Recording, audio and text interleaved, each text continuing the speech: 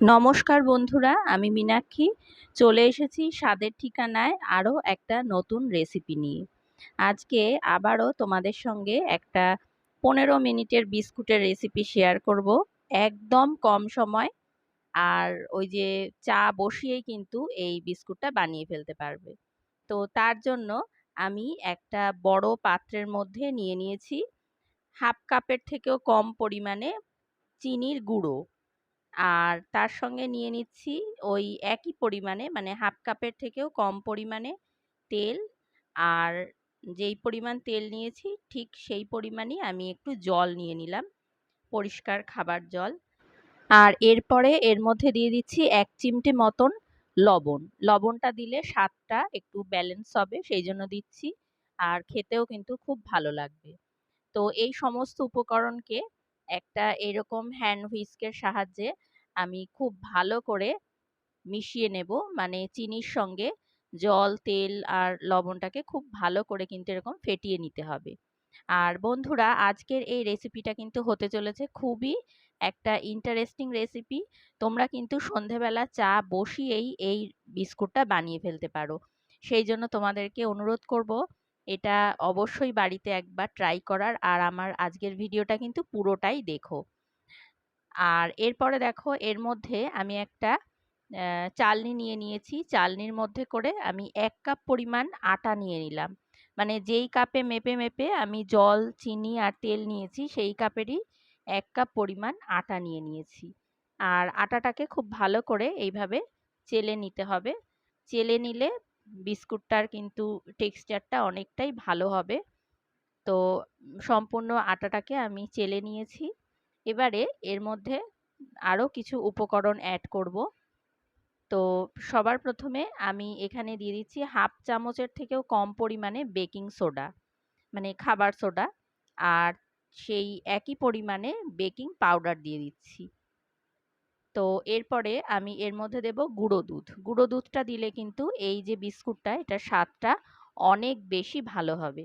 তো চেষ্টা করবে গুঁড়ো দুধটা দেওয়ার।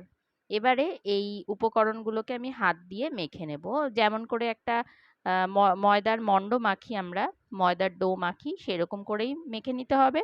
তবে একেবারে খুব সফট না হলেও চলবে, মোটামুটি একটু একটা মণ্ড মতন এরকমভাবে আমি মেখে নিয়েছি।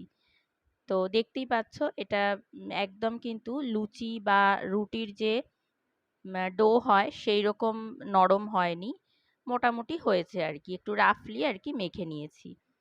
তো এবারে এটাকে একটুখানি আমি রেস্টে রাখবো কিছুক্ষণ, ওই মিনিট 5 মতন একটু রেস্টে রেখেছিলাম। এটা পুরোপুরি সেট হয়ে যাবে তাহলে।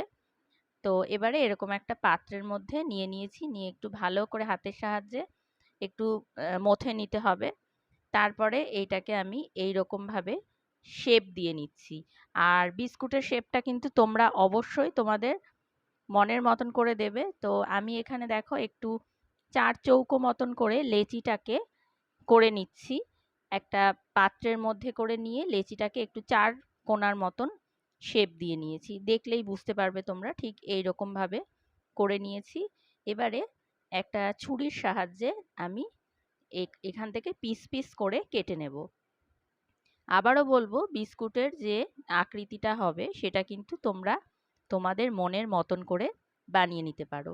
আর বন্ধুরা, আজকের আমার এই রেসিপিটা যদি এখনো পর্যন্ত তোমরা দেখে থাকো আর যদি তোমাদের ভালো লেগে থাকে, তাহলে কিন্তু আজকের ভিডিওটায় একটা লাইক করতে একদম ভুলো না। আর কমেন্টে জানিও যে বাড়িতে বানানোর পরে তোমাদের অভিজ্ঞতা কেমন হলো, সেটা কমেন্টে জানাতে আমাকে একদম ভুলো না। আর ওদিকে দেখো বিস্কুটগুলো কিন্তু আমি কেটে নিয়েছি পিস পিস করে। তারপরে একটা স্টিলের প্লেটের ওপরে একটু তেল ব্রাশ করে নিয়েছি, করে তার ওপর একটা এমনি নর্মাল সাদা কাগজ পেতে দিয়েছি।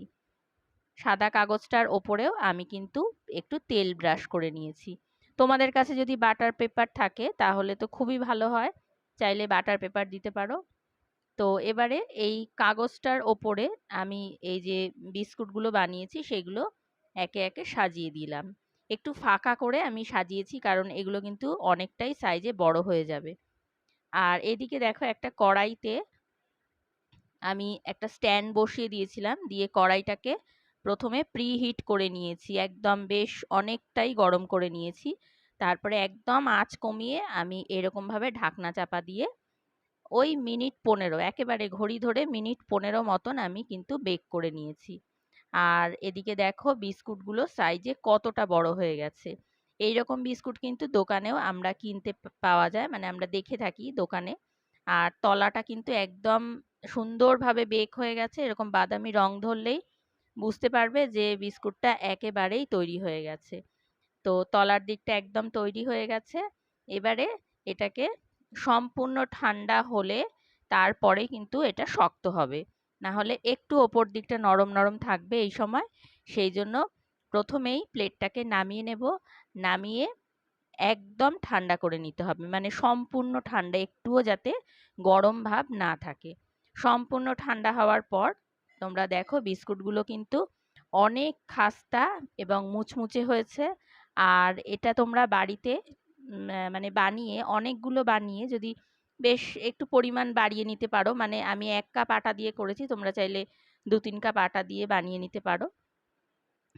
অনেকগুলো বানিয়ে নিয়ে তোমরা স্টোর করেও রেখে দিতে পারো এয়ার টাইট কোনো কন্টেনারে করে।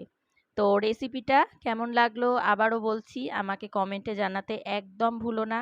এইরকম বাড়িতে বানানো বিস্কুটের সঙ্গে চা পরিবেশন করতেও কিন্তু দারুণ লাগে। আর ভিডিওটা যদি ভালো লেগে থাকে তোমাদের, এখনো পর্যন্ত যারা দেখছো তাদেরকে বলবো আমার চ্যানেলটা সাবস্ক্রাইব করে দিও। আর পাশে থাকা বেল বাটনটা কিন্তু অবশ্যই প্রেস করে দিও, তাহলে আমার চ্যানেলের আপলোড হওয়া নতুন যে কোনো ভিডিও সবার আগে তোমাদের কাছে পৌঁছে যাবে নোটিফিকেশান, আর তোমরা দেখতে পারবে। আর এদিকে দেখো বিস্কুটগুলো আমি ভেঙে দেখাচ্ছি কতটা খাস্তা হয়েছে আর মুচমুচে হয়েছে, আর তেমনি সুস্বাদু, মুখে একদম লেগে থাকার মতন। দোকানের কেনা বিস্কুটের থেকে অনেক বেশি টেস্টি, আর যেহেতু এটা আটা দিয়ে বানানো সেই জন্য অনেক বেশি হেলদিও বটে। তো আজকের মতন রেসিপিটা এখানেই শেষ করছি। সকলকে অসংখ্য ধন্যবাদ ভিডিওটা পুরোটা দেখার জন্য।